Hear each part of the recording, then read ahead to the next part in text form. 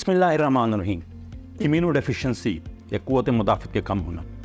ये क्या होती है, इसकी क्या अलामात होती हैं, बच्चों में ये कितनी कॉमन है और इसका कैसे इलाज किया जा सकता है, ये आज हम डिस्कस करेंगे। मेरा नाम डॉक्टर सैयद नासिर अब्बास है। मैं पीडियाट्रिक हेमेटोलॉजिस्ट ऑन्कोलॉजिस्ट हूँ और हेड कर रहा हूँ बोन मैरो ट्रांसप्लांट यूनिट को चिल्ड्रन हॉस्पिटल लाहौर में। इम्यूनो डेफिशिएंसी, जैसे नाम से ही ज़ाहिर है, इम्यून हमारी इम्यून का मतलब हमारी क़ुव्वत मुदाफ़त का निज़ाम, डेफिशिएंसी की उसकी कमी हो गई है। तो अगर किसी भी शख्स में, बच्चे में या बड़े में, स्पेशली बच्चों के अंदर क़ुव्वत मुदाफ़त कम होगी तो उसकी क्या अलामात होंगी? क्योंकि क़ुव्वत मुदाफ़त वो निज़ाम है हमारे जिस्म के अंदर अल्लाह ने रखा हुआ, जिसमें बहुत सारे स्टेप्स हैं। उसमें हमारे खून की खुलियाँ हैं, उसमें हमारे जिस्म के बाकी ऑर्गन्स हैं, हमारी गिल्टियाँ हैं, जिगर है, तिल्ली है। ये तमाम वो निज़ाम है जो हमें इन्फेक्शन से बचाता है,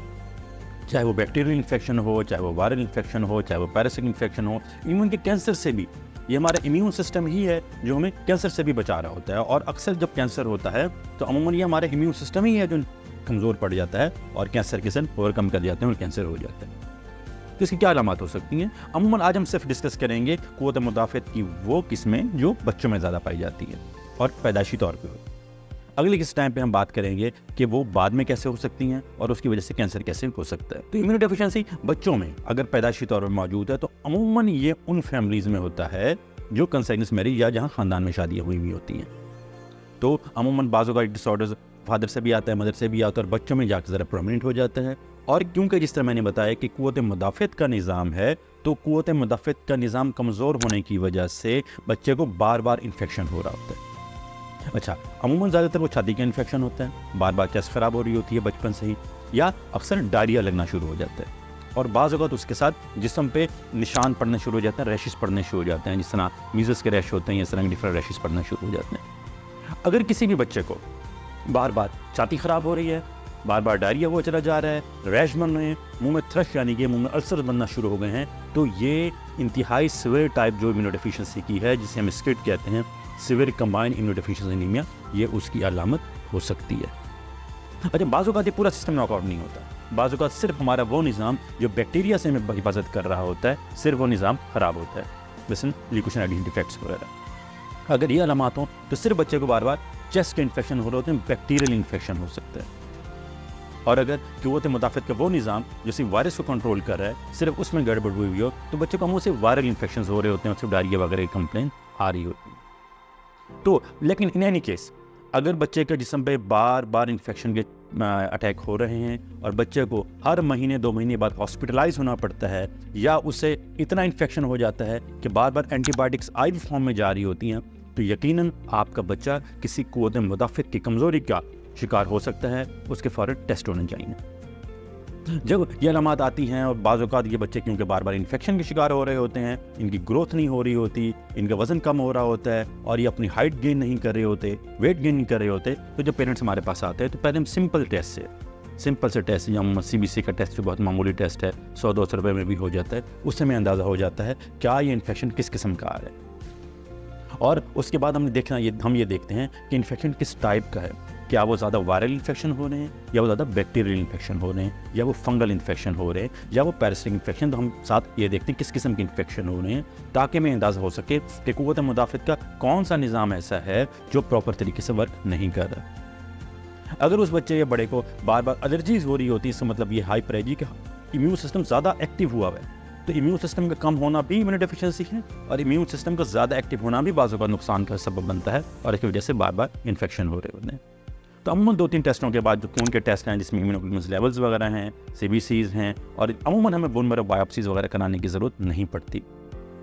उसके अगले मरहले में खून के टेस्टों से ही हम ये टेस्ट करके पता कर सकते हैं कि इसका क़ुव्वत मुदाफ़त के निज़ाम जो है, वो सेल जो पूरे क़ुव्वत मुदाफ़त के निज़ाम को कंट्रोल कर रहे हैं, हमारे T सेल्स हैं, हमारे B सेल्स हैं, वो कितना एक्टिव हैं, क्या वो बन रहे हैं कि नहीं बन रहे, और कितनी मिकदार में बन रहे हैं।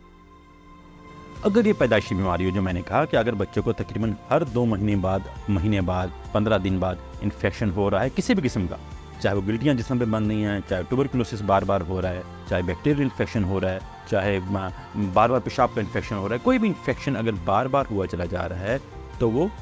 अमूमन किसी क़ुव्वत मुदाफ़त की कमी की वजह से होता है। खून के टेस्टों के बाद अगर कभी ज़रूरत पड़े तो हमें कुछ और फ्लो साइटोमेट्रीज के टेस्ट कराने पड़ते हैं, जो हमारी बीमारी को कन्फर्म कर देते हैं। और अगर हमें ये लगे कि ये बार बार बच्चों में हो रहा है, इनके पहले बच्चे भी इस चीज़ का शिकार थे, ख़ानदान में और बच्चे भी इस चीज़ का शिकार हैं, तो बाद हम जीन्स का टेस्ट करते हैं और जीन्स का टेस्ट अगर हमें लगे तो ज़रूर करा लेना चाहिए, स्पेशली बच्चों के अंदर, क्योंकि अगर ये पैदाइशी तौर पे क़ुव्वत मुदाफ़त की कमी है तो ये चांसेस मौजूद हैं कि आपके आने वाले बच्चों में भी ये बीमारी आ सकती है। तो इसका वक्त पर डायग्नोस होना बहुत ज़रूरी है ताकि आने वाले बच्चों को भी इस चीज़ से रोका जा सके। अब हमने डायग्नोस कर लिया कि बच्चे को क़ुव्वत मुदाफ़त की कमी है, इसको बार बार इन्फेक्शन हो रहे हैं, ये टाइप है, तो अमूमन इलाज दो तरह का होता है। एक इलाज तो आर्जी होता है, एंटीबायोटिक्स की शक्ल में, IVIG की शक्ल में, वायरल ट्रीटमेंट्स की शक्ल में। ये अमूमन आर्जी होता है जो उस वक्त के इन्फेक्शन को कंट्रोल कर देती है। लेकिन मुस्तकिल इलाज के लिए अगर हम चाहते हैं कि क़ुव्वत मुदाफ़त की कमी साबित हो गई है और मुस्तकिल इलाज के लिए फिर एक ही हल रह जाता है कि हम बच्चे का बोन मैरो ट्रांसप्लांट करा के उसका इम्यून सिस्टम सारा चेंज कर दें ताकि बच्चा मुस्तकिल तौर पे ठीक हो सके।